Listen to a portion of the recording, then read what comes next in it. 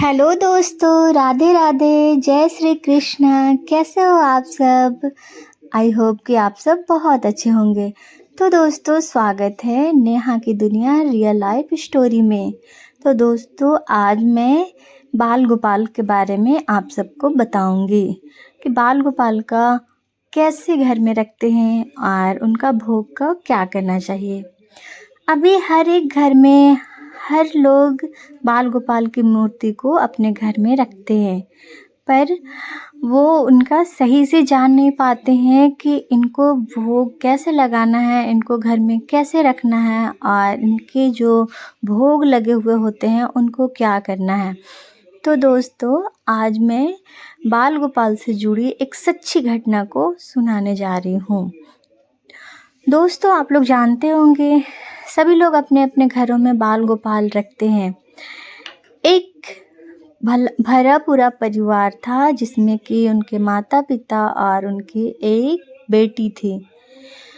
तो वो लोग बहुत ही खुशहाल परिवार थे और उनके मन में चाह थी कि हम बाल गोपाल को अपने घर में लेकर आएं।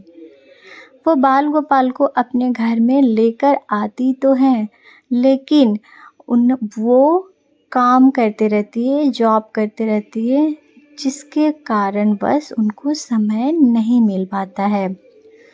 दोस्तों, वो पूजा तो कर लेती थी, बस पूजा करने का सही समय उनके पास नहीं था। काम करते करते उनको लेट हो जाता था और कभी कभी तो इतना लेट हो जाता था कि वो 11-12 बज जाता था। दोस्तों, उसका सामने के ही घर में एक और महिला रहते थे, जो कि वो भी अपने घर में बाल गोपाल की मूर्ति को रखी हुई थी। वो नित्य प्रतिदिन बाल गोपाल को बहुत ही अच्छे से विधिवत पूर्वक निष्ठा भाव से बाल गोपाल का पूजा अर्चना, उनका हर एक सुबह शाम दोपहर जो भी रूटीन होता है, रूटीन अनुसार वो काम करते थे, इसलिए उसे अच्छे से पता था। एक बार वो बुजुर्ग महिला थी, तो कुछ काम को लेकर वो पिंकी के घर में आती है। दोस्तों, जो पिंकी जो थी, जो अभी अभी बाल गोपाल को अपने घर में लेकर आई थी, तो वो बैठाती है, नमस्ते करती है आंटी को और फिर बोलती है कि आंटी, आज बहुत लेट हो गया है, अभी तक मैं पूजा अर्चना भी नहीं कर पाई हूँ, मेरे बाल गोपाल अभी तक भूखे हैं। तो वो बुजुर्ग महिला बताती हैं कि क्या बाल गोपाल अभी तक भूखे हैं? तो ऐसा क्यों? तो अरे आंटी, क्या बताऊँ, समय ही नहीं मिल पाता है, इतना सारा काम होता है, बच्चा को स्कूल भेजना होता है, इनको ऑफिस भेजना होता है, घर में काम करते करते लेट हो जाता है। तो वो महिला बोलती है कि नहीं बेटा, ऐसा नहीं करना चाहिए। अगर बाल गोपाल की मूर्ति आप घर में लाए हो तो उन्हें सुबह सुबह उठ करके, उन्हें नहला धो करके सबसे पहले उनको भोग लगा दिया करो। जो कुछ भी हो आप वो भोग लगा दो। तो वो पिंकी जो महिला होती है वो बोलती है कि आंटी, मैं सोचती तो हूँ लेकिन कर नहीं पाती हूँ, मुझे इनको जल्दी जल्दी भेजना होता है तो मैं पहले खाना में लग जाती हूँ। तो वो आंटी बताती हैं कि नहीं, अगर तुम्हारे पास, तुम अगर 7 बजे उठते हो तो आधा घंटा पहले उठ जाओ और पहले उठ के अपने बाल गोपाल की सेवा कर लिया करो। आधा घंटा में क्या हो जाएगा, तुम्हारा काम भी हो जाएगा और बाल गोपाल भी खुश हो जाएंगे। तब पिंकी को लगता है कि शायद मैं गलत कर रही हूँ। वो उसके बाद से आधा घंटा पहले उठ करके टाइम निकाल कर अपने बाल गोपाल को नित्य प्रतिदिन निष्ठा भाव से उन्हें भोग लगाने लगती है, उनकी सेवा में लग जाती है। ऐसा करते ही उसके घर में पूरी तरह से जो काम रुके हुए होते हैं, जो काम पूरे नहीं हो पा रहे थे, जो कुछ भी, सब कुछ सही हो जाता है, जिससे पिंकी बहुत खुश हो जाती है। सब कुछ अच्छे से चल रहा था। दोस्तों, मैं बता दूं, पिंकी बस सब सेवा करते करते एक समय ऐसा आता है कि पिंकी के घर में सब कुछ उल्टा पुल्टा होने लगता है।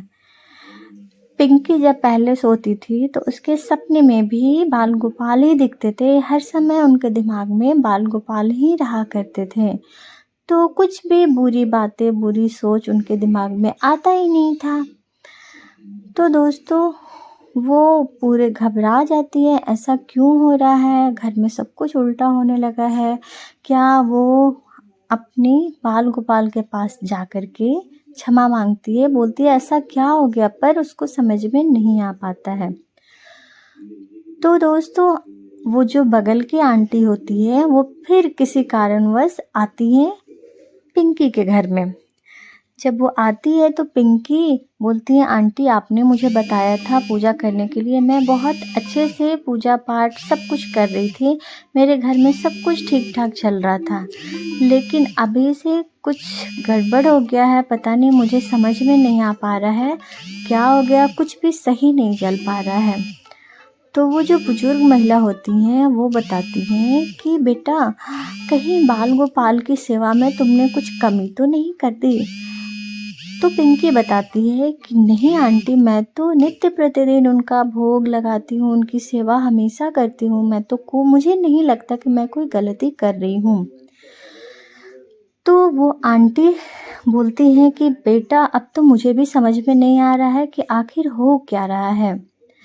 फिर वो पिंकी होती है, बोलती है कि आंटी बस रुकिए, मैं आपके लिए चाय बना के लाती हूँ। तो वो बुजुर्ग महिला बोलती है कि नहीं बेटा, अभी मैं चाय पी कर के आई हूँ, अभी चाय पीने का मन नहीं है। तो पिंकी बताती है कि आंटी वैसे तो मैं चाय पीती नहीं हूँ, मेरे हस्बैंड चाय पीते हैं, मैं तो कॉफ़ी बना के पी लेती हूँ, लेकिन मेरे हस्बैंड को चाय पीना होता है तो जो दूध रहता है मैं उससे उनके लिए चाय बना देती हूँ। तो चाय थोड़ा बहुत बच गया था, तो मैं सोची कि आप अगर पी लेती, अभी अभी बनाई हो तो आप भी पी लेती। तब वो बोलती हैं कि बेटा, तुम चाय बनाती हो तो चाय कौन से दूध से बनाती हो? क्योंकि वो बुजुर्ग महिला थी, बुजुर्ग महिला का आंकड़ा तेज होता है, वो समझ जाती हैं। तो बोलती हैं कि आंटी, मैं जो भोग लगाती हूँ लड्डू गोपाल को, वो दूध जो बच जाता है तो मैं उसका यूज कर लेती हूँ, चाय बना लेती हूँ। तो समझ में आ जाता है वो बुजुर्ग महिला को सारा किस्सा। वो बोलती है, बेटा बस यही गलती तुम कर रही हो, क्योंकि तुम चाय बनाती होगी वो दूध से, तो बाकी जो चाय बच जाता है तुम तो चाय पीती नहीं हो, तो वो चाय तुम बाहर फेंक देती होगी, नाली में डाल देती होगी, और उसके जो चाय पत्ती होते हैं तो वो तो तुम कहाँ करती हो? तो बोलते हाँ आंटी, ये तो गड़बड़ हो रही है, चाय मैं पीती नहीं हूँ, जो चाय बच जाता है मैं उसे तो नाली में डाल देती हूँ, सिंक में डाल देती हूँ, और चाय पत्ती जो होता है उसे तो मैं कचड़े में डाल देती हूँ। तो वो बुजुर्ग महिला जो होती हैं वो बोलती हैं कि बेटा, यही गलती कर रही हो, इसी से नाराज हो गए हैं तुम्हारे लड्डू गोपाल, तो तुम ये काम को अभी से ही बंद कर दो, क्योंकि चाय बनाओगे तो उसके जो भी चाय पत्ती वगैरह होते हैं तो उसे किसी फूल में, तुलसी में ऐसे डालना चाहिए, उसका पानी वगैरह को, तो तुम उसका उनका अनादर कर रही हो। फिर पिंकी को समझ में आ जाता है कि शायद मैं सब गलत कर रही हूँ। तो बोलती हैं कि आंटी, आपने मुझे बहुत अच्छा सीख दिया, मुझे समझ में नहीं आ रहा था मेरे बाल गोपाल क्यों नाराज हो गए हैं, मैं सब कुछ गलत कर रही थी।